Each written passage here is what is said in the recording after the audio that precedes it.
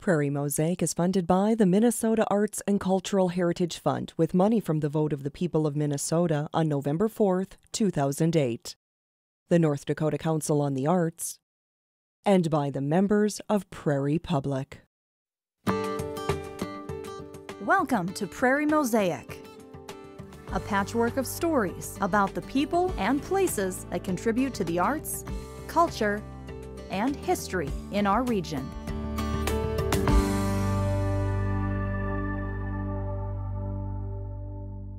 Hi, I'm Barb Gravel. And I'm Bob Dambach. On this edition of Prairie Mosaic, we'll meet a sculptor from Minneapolis, visit a museum in Scotland, and listen to a traditional Christmas song. Although he lived for only a few years in the Dakota Territory, Alexander Mackenzie ruled the government of North Dakota with an iron fist from his headquarters in St. Paul. Boss Mackenzie, as he became known, created a political machine that favored the railroad and grain interests.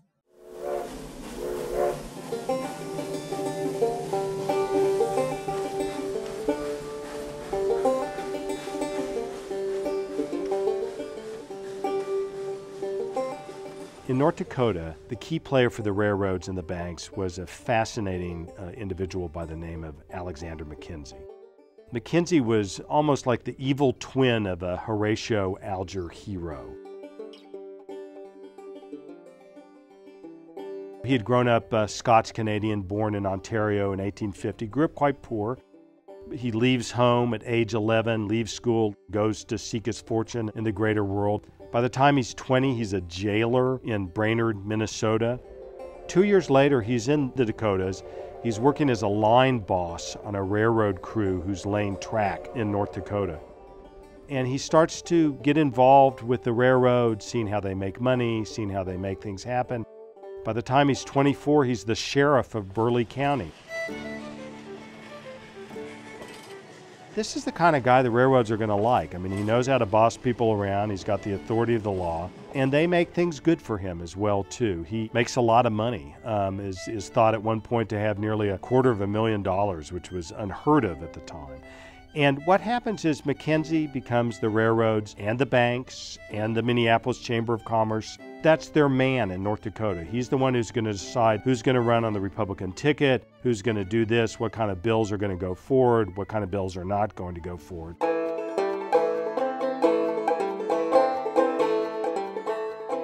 Boss systems usually work in large urban areas. That's what makes Mackenzie stunningly unusual.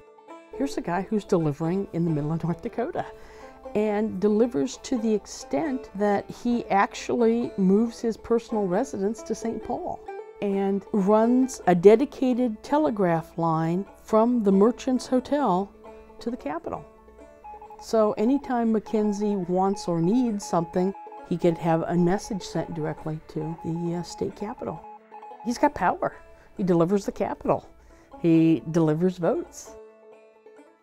Part of the problem with Alexander Mackenzie is that he really reached too far.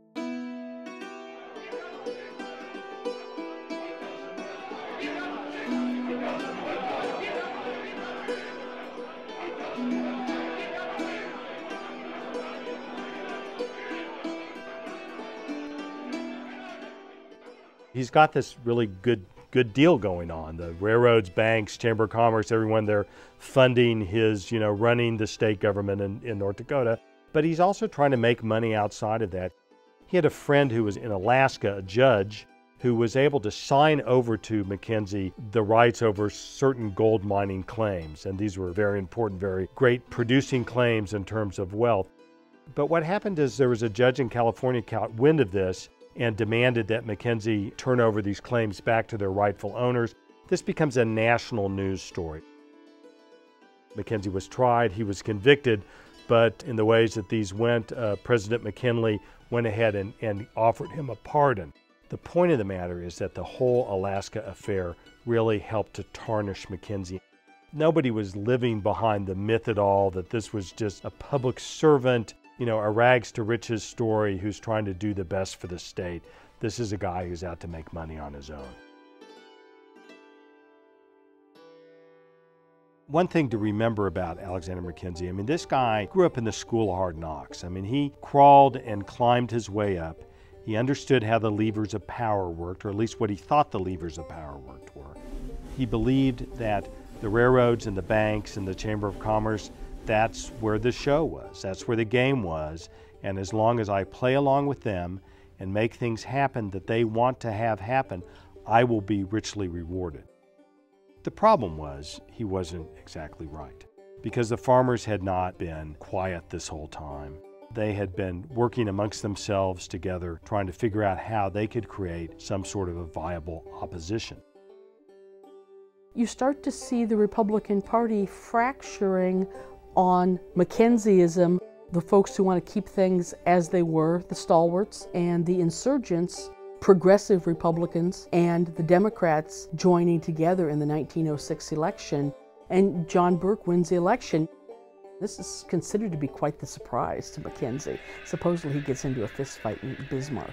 That how could he have possibly lost the governor's office even though he himself wasn't running, but how could he possibly have not been able to control it? I don't think that helps his standing as a kingmaker in North Dakota. Sometimes you get this idea that it's kind of like a light switch, it's over and done with, but he still has some power in the state until he passes away.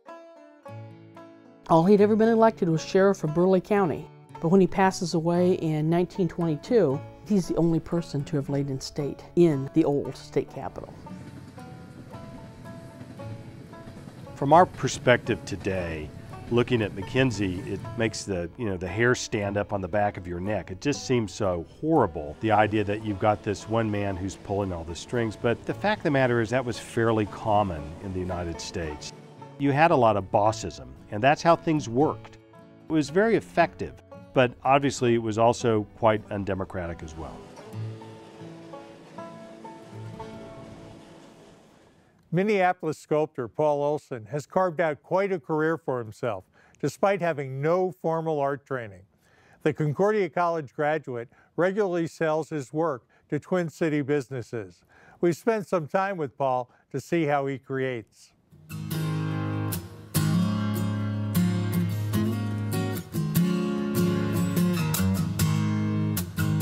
And I've gotten into pieces lately that move, that you can move them around. Kids like them a lot. But the kinds of things that I do have a lot of movement and negative space, and wood works really well for that. The original idea for the piece started with just some wire. Before doing it in wood, I made a mock-up in styrofoam, which then helped give me an idea where the pieces should be cut and how they should be glued together. But with more solid pieces, I'll often work with small bits of clay, just play around with them, and till I get a form that I like, and then I start working, trying to figure out how I can do it in wood. I usually have an idea going in what the wood form is gonna look like, rather than, I don't start with a block of wood and then try and find the sculpture within it.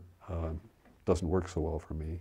I taught at Concordia for a couple of years in the English department. Got a master's degree in library science and did that.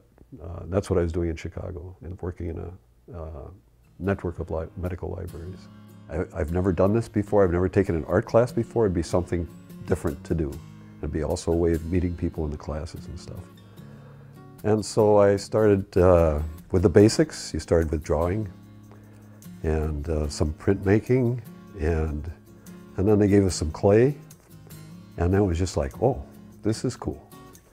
And so for the 6 years that I lived in Chicago, I took art classes, all in sculpture. I do a lot of design work upstairs and outside, but when it comes to working with the wood, that's all down here, pretty much. When we first moved to Minneapolis in '79, I thought, and I had quit my job, and I thought, well, I'll just do sculpture. And I went to a couple of art fairs, and it was like I didn't sell a thing, you know. I thought, well, this is not going to work out. This has been glued up. It's a different form. It's in two parts. It's going to be a treble clef. And I don't glue this last part together. I work them separately, sand them separately and everything until the very end so that I can get in the interior and work on it without running into the other side. So I don't make a complete living at it. It's about half of my living. I never have enough claims. Once I got going a little further and got a little more experience and people became more interested, I started to sell a little bit. And then I had a couple of commissions from, these were people that are in the business of finding art for corporations and places like that, and that kind of got that going a little bit. That's why I keep doing art fairs, because I get that feedback. I only do a couple art fairs a year, but and sometimes you can see it in their eyes, especially now with some of the pieces that I'm doing that have movement in them. You can see the little kid kind of come out, and kids play with them too, and I think, wow, that's really neat, that it means something to somebody else. And I've done pieces which were memorial pieces for people who had lost loved ones, and those pieces just really touched them, and that's really an experience for me. Use a mini grinder with a bit that does a lot of the carving for me. It's a great tool. I used to do hammers and chisels and stuff. I don't do much of that anymore. Well, it's interesting to get lost in a place that can be so messy, because it's dust all over the place. Sculpture is a physical process, and you get going just putting things together and shaping them, and the time just flies. Actually, for me, if I don't do it, if I'm away from my art for a while, it's like I've got to get back to it. And so I think the people that have that burning desire in them, they'll do it. And so my suggestion is, don't worry whether it sells or not, but do what you love. What I've found is if I try and make a piece of art to fit what I think other people want, it usually doesn't work. And so if I just play and work on what turns me on, and it's successful, then usually it works for other people as well.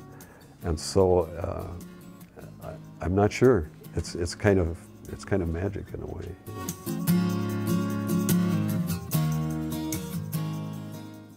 The Time Span Museum in Helmsdale, Scotland, is a place to learn about the history of Scottish ancestors who were uprooted from their homes. They traveled to Western Canada and were the first settlers of what is now Winnipeg.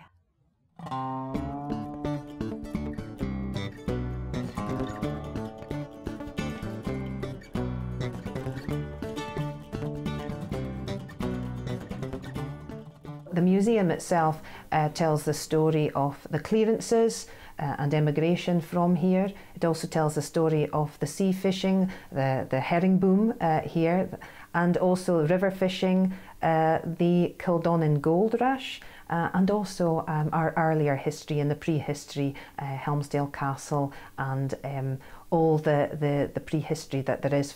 I mean, people have been settled and farming and living in this area for at least 6,000 years.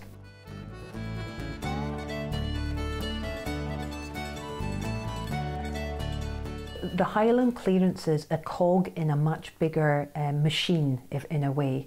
The landowners found it far more profitable to turn the land to sheep farming than the original small farming tenants that they had there before that. There wasn't enough room on this land for the sheep and the people. So at that time, there was a movement to remove the small farming tenants from these inland straths. And Strath of Kildonan got hit really hard, and the majority received notices of removing from the landowners, and it must have been quite a traumatic time.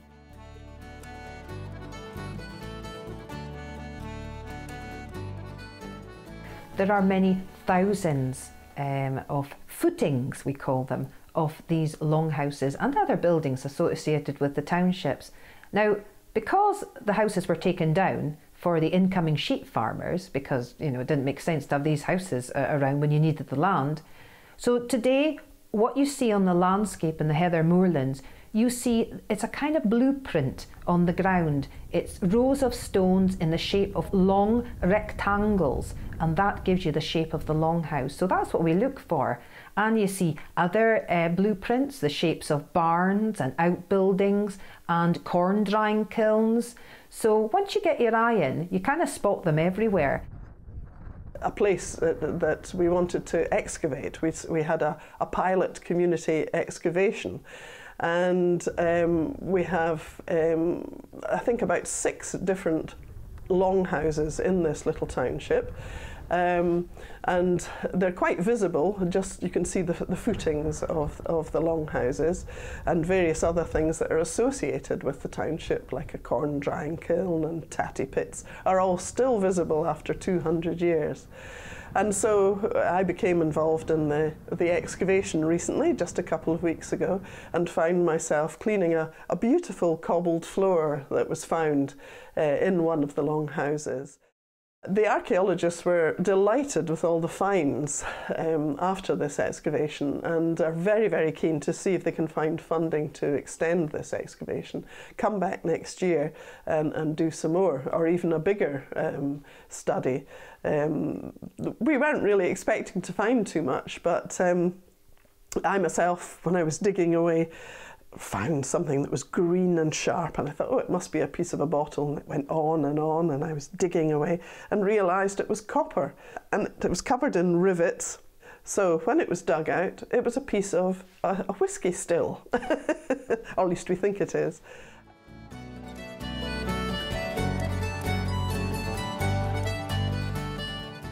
Well, as soon as you come into the door at Timespan here, you get a really lovely Highland welcome from the girls at the reception desk. We have a wonderful cafe. It's a riverside cafe, and in our cafe, as I say, our wonderful cafe staff will bake you wonderful homemade baking, soups, local dishes. It is just a feast for the eyes and for the taste buds.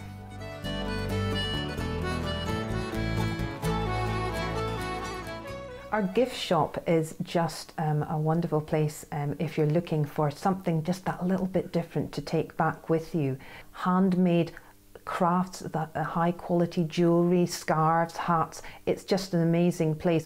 If you actually go into our museum, we also have reconstructions of a croft house, a late 19th century croft house, a smiddy, a blacksmith's, and that was a very key place in the village. That's where all the gossip and news was related to everybody. And would you even believe smiddies even pulled your teeth, cut your hair and married you?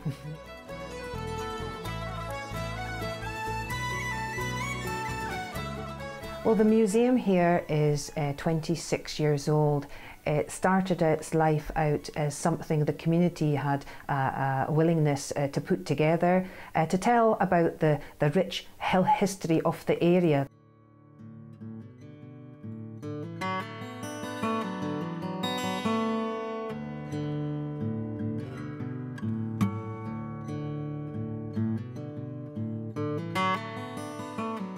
Some of our artists in residence have included Carlin Leffley. Now, Carlin's exhibition realm is fascinating. It coincides with the excavation of some of the longhouses where the people were living before the clearances. But those croft houses in our landscapes now a lot of them are derelict. And Carlin has gone up to these croft houses, and she has taken photographs of the houses during the process of becoming deteriorated. And then she superimposes upon that work outdoor scenes like forest scenes or running water. And it's quite fascinating. It's like bringing the outdoors indoors, and this whole idea of, it's like another world really. And it's quite fascinating.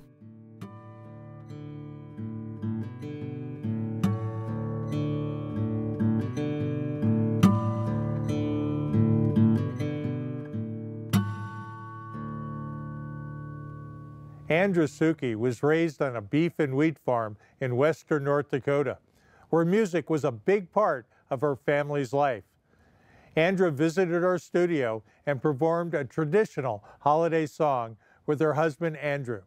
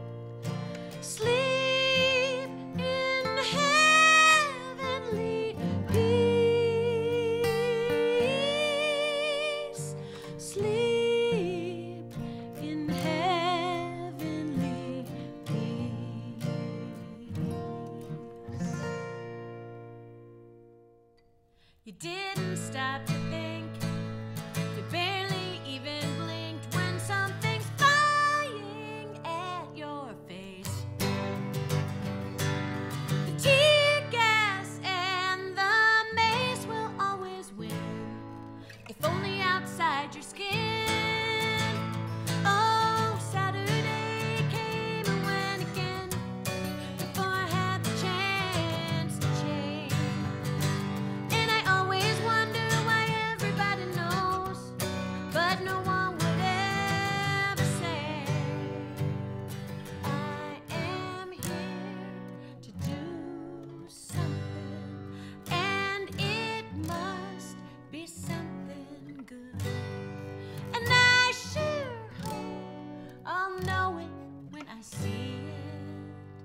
'cause I didn't stop to think.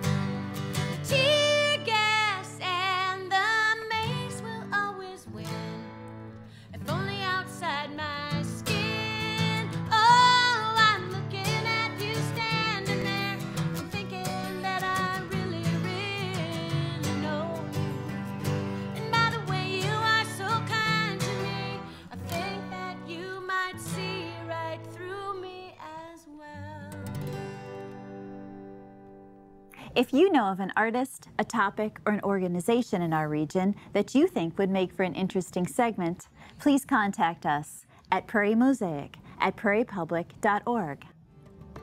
I'm Barb Gravel. And I'm Bob Dambach. Thank you for joining us for this edition of Prairie Mosaic.